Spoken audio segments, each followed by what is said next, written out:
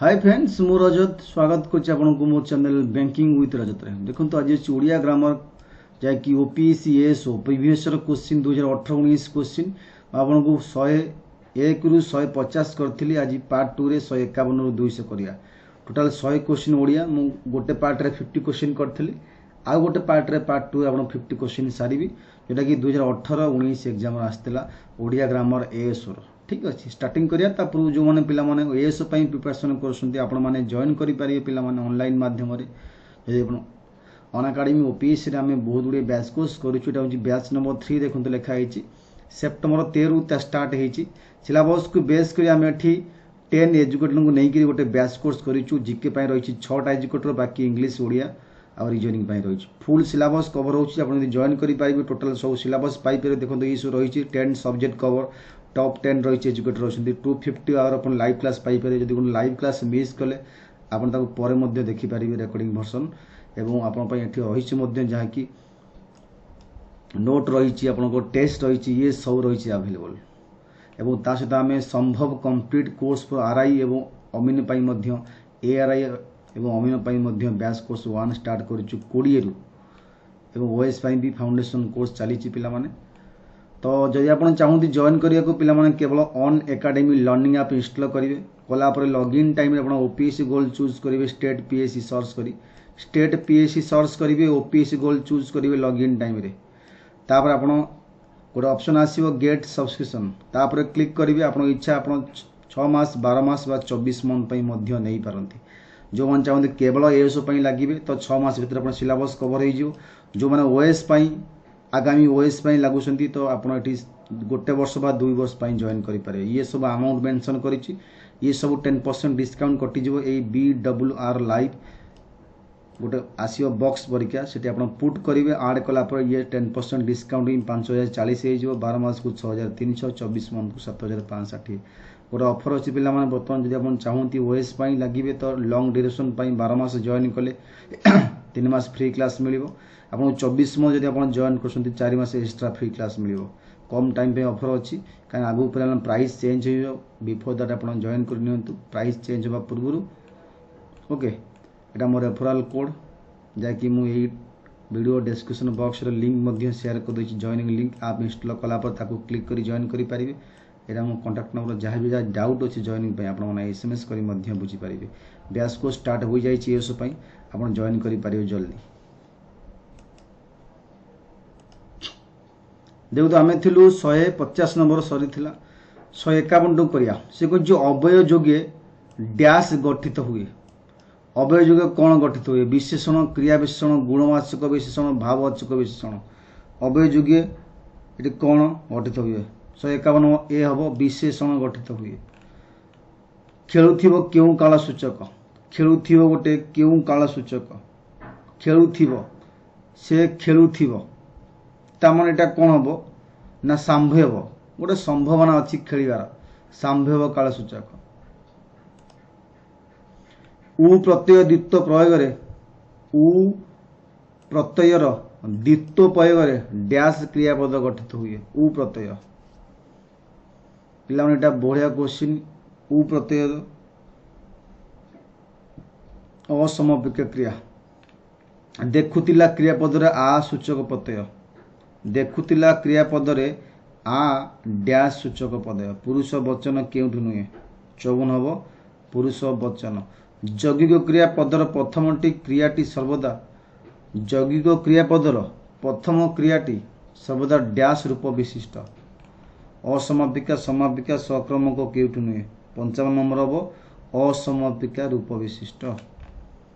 156 कहिछि एथिमध्यरु कोउठी एथिमध्यरु क्रिया विशेषण पद चिन्हट कर। किए क्रिया विशेषण होइछि?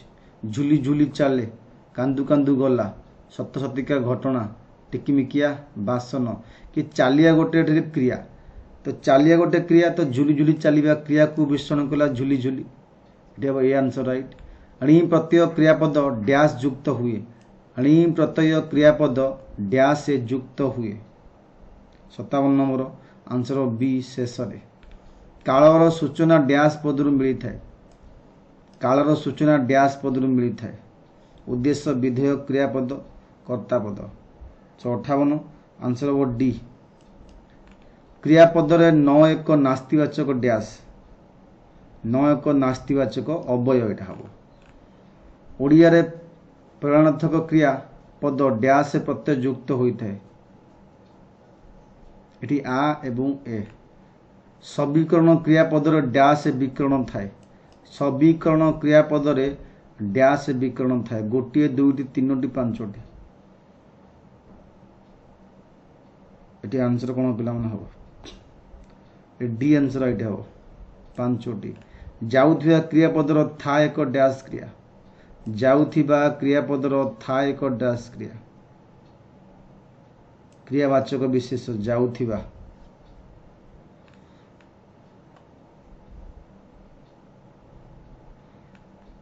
डैश एक अकर्मक क्रिया, 63 पचार डैश एक अकर्मक क्रिया 163।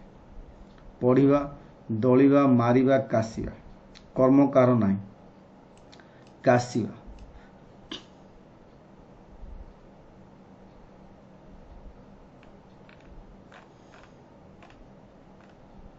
से दांत कोड़मोड़ कले, ए वाक्य क्रिया व्यवहृत डैश क्रिया होती, से दांत कोड़मोड़ कले।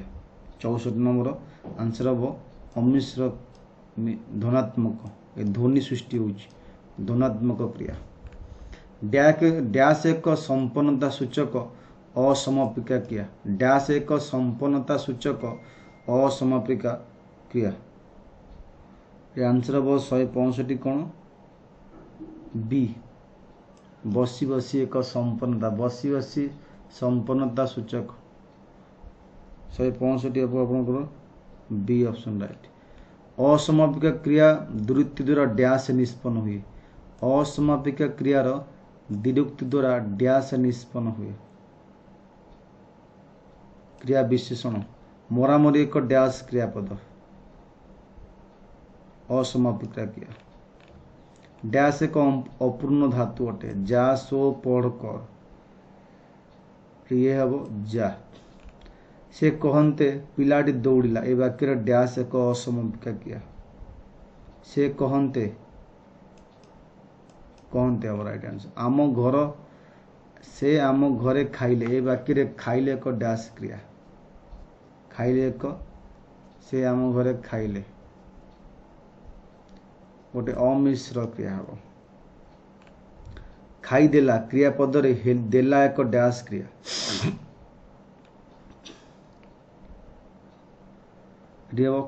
मिश्र क्रिया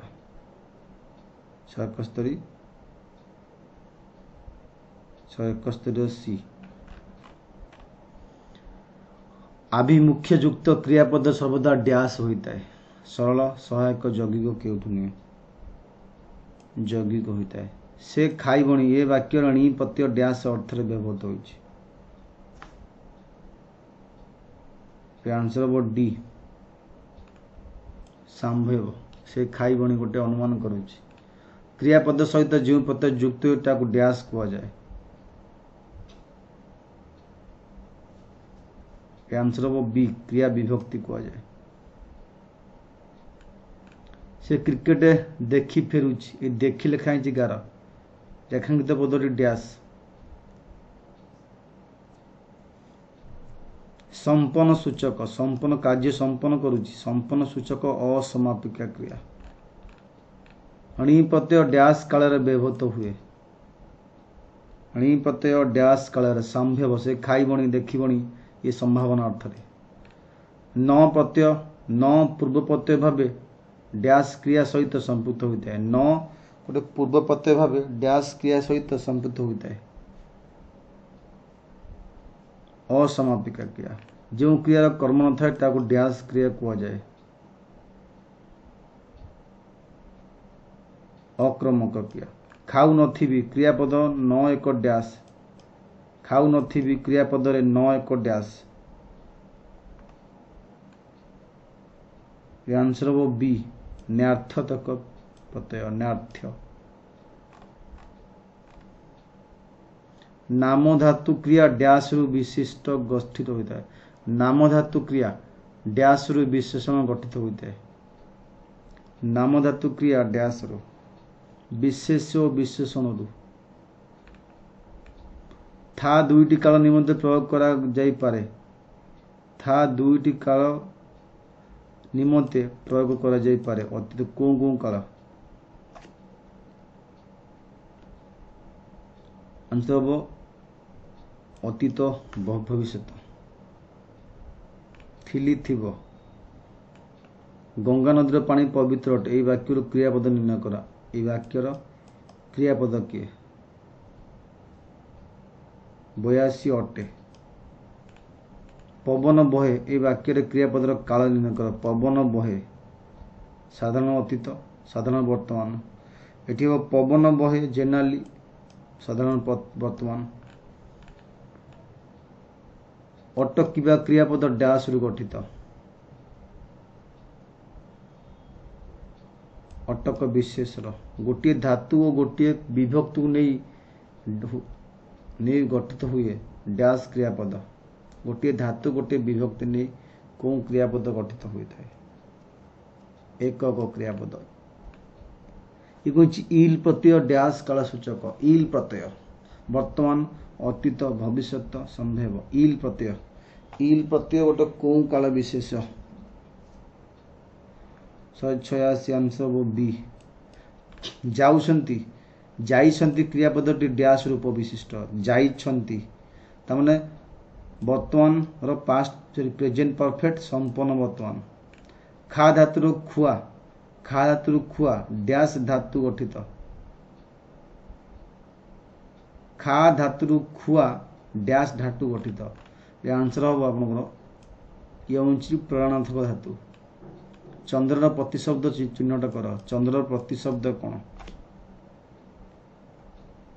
89 रो आंसर हम सी मृगांक दयालु विपरीत शब्द बाछ दयालु निर्दय विपरीत शुद्ध रूपटी चिन्हन कर एटा कोडा शुद्ध लिखाई 19 क्रियापद न मध्य प्रत्यय भाव डैश काल व्यवहृत हुए नहीं क्रियापद न गोटे नटा मध्य बा मझिरे डैश काल व्यवहृत हुए नहीं वर्तमान काल जो क्रिया द्वारा किसी कराइबा अर्थ प्रकाशित हुए ता डैश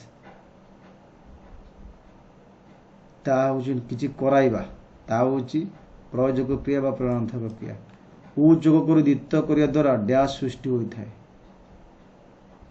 गोटे क्रिया विशेषण समविक क्रिया सहित डैश पर प्रत्यय संयुक्त हुए नहीं